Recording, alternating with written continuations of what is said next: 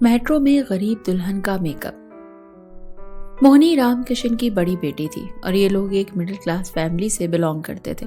और इस बार राम किशन के घर में एक अलग ही धूम मची थी, क्योंकि मोहिनी की शादी के दिन करीब आ रहे थे। मगर मोहिनी थी कि वो मेहनत से बस रूटीन में सुबह 11 बजे से बच्चों को ट्यूशन पढ़ाने निकल जाती और 6 बजे वापस आती। मोहिनी की माँ अब ये बात नोट कर रही थी कि मोहिनी ने घर वापस आने का टाइम बढ़ा दिया। तो एक दिन, अरे बेटा मोहिनी, तू पहले तो 4 बजे वापस आ जाया करती थी, मगर आजकल ये देर क्यों? माँ, तुम ठीक कह रही हो। दरअसल मैं आजकल बच्चों की एक्स्ट्रा क्लासेस ले रही हूँ ताकि मुझे फीस के अलावा भी पैसे मिलें। इससे मेरा ही फायदा होगा कि ज्यादा पैसे जमा हो जाएंगे और पिताजी की जो मेरी शादी पर खर्चे हो रहे हैं उनमें कुछ कमी आ जाएगी। मेरे पिताजी ने हमेशा हम पर पैसे खर्च किए। हमारा भी फर्ज है कि उनके कांधों से थोड़ा ही सही मगर कुछ बोझ तो कम करें। जी माँ जी, दीदी ने बिल्कुल सही कहा और मैं भी पिताजी का हाथ बटाना चाहती हूँ। ए भगवान, मेरी बेटियों की रक्षा करना। सदा सुखी रहो मेरी बच्चियों। हाँ ठीक है मोहिनी, तेरे पैसों से हम ये कर लेंगे कि जो कपड़े और जूते वगैरह रह गए हैं उनकी खरीदारी कर लेंगे और थोड़े पैसों से तेरे मेकअप के लिए पार्लर की बुकिंग हो जाएगी।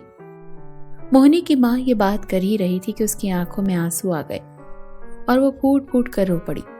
माँ, क्या हुआ? तू अचानक रो क्यों पड़ी? मेरी बच्ची, तू कितनी मेहनत कर रही है और अपनी शादी में खुद से ही खर्चा कर रही है, जबकि ये फराइज तो माता पिता के होते हैं। मेरी बच्ची, ये तो तेरे आराम के दिन है, ना कि तू अपने पिता के खर्चे कम करने के लिए अब तक जॉब कर रही है। ये बातें सुनकर मोहिनी के पिताजी भी रो पड़े। हाँ बेटी, तुम्हारी माँ बिल्कुल सच कह रही है। ये मेरा फर्ज था कि सारे खर्चे तेरी शादी पर खुद करता, मगर तू जानती है तेरे पिता की मामूली सी सरकारी नौकरी ही है। अरे क्या माँ और पिताजी, आप दोनों ऐसा ना सोचें।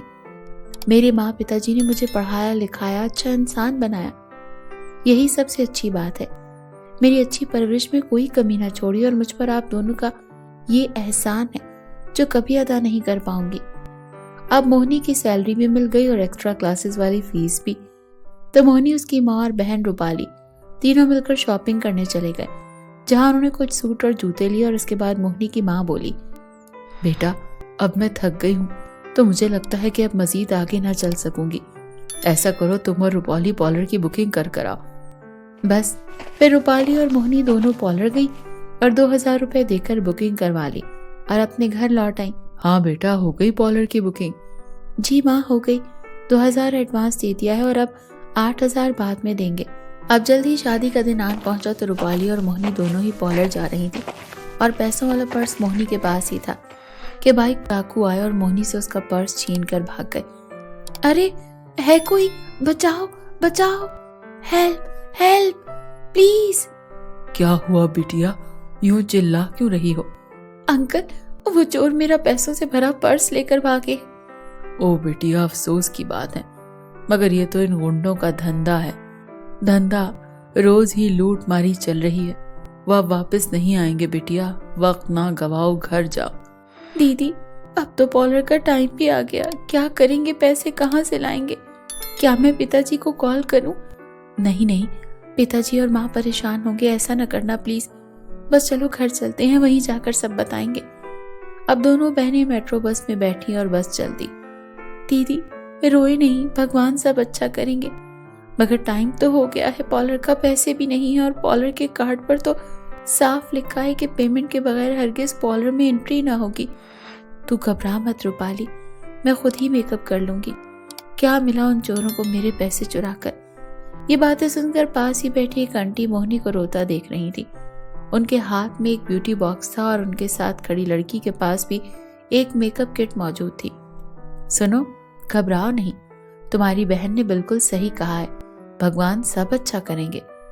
अरे आप अनीता सुनीता है ना, जिनका ब्यूटी पार्लर है? मैंने आपके पार्लर के बारे में सोशल मीडिया पर बहुत देखा है। आपके पार्लर में तो बड़ी बड़ी सेलिब्रिटीज आती है ना तैयार होने, राइट? हाँ हाँ बेटा, ठीक पहचाना।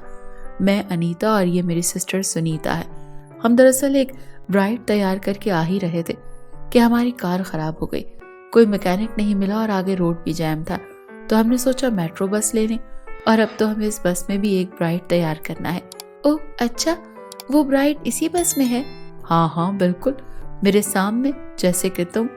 क्या वो दुल्हन मेरी दीदी हैं? मगर हमारे पास पैसे कहाँ हैं आपकी इतनी महंगी सर्विस ले सकें। आपके पार्लर में तो कम से कम वीक पहले अपॉइंटमेंट लेना पड़ता है। पैसों की बात किसने की, बस हम तुमको तैयार करेंगे और आगे स्टेशन पर वॉशरूम में जाकर तुम अपना लहंगा वेयर कर लेना। अब तो अनीता और सुनीता ने उसे मेट्रो बस में मोहिनी की जबरदस्त ब्राइड मेकअप कर दिया और अगले स्टेशन पर उतरकर मोहिनी ने अपनी शादी का ड्रेस पहन लिया। थैंक्स अनीता एंड सुनीता जी, आप दोनों ना होती तो आज न जाने क्या होता। Stop crying now, only make us smile. और हाँ, रो के हमारी मेहनत पर पानी ना फेरो। ये लो मेरा नंबर और फ्री होकर शादी की पिक्चर्स मुझे जरूर व्हाट्सएप करना, ताकि मैं भी तो लोगों को दिखा सकूं कि एक ब्राइड हमने मेट्रो बस में भी तैयार की है। अब मोहिनी और रूपाली ने अनीता और सुनीता को हैंड वेव करके अलविदा कहा और घर जाकर रूपाली ने अपने पेरेंट्स को सारी बात बताई और कहा कि चमत्कार इसी को कहते हैं। कभी कभी इंसान का रूप धार कर भी भगवान के फरिश्ते दूसरों की मदद को जमीन पर उतर आते हैं।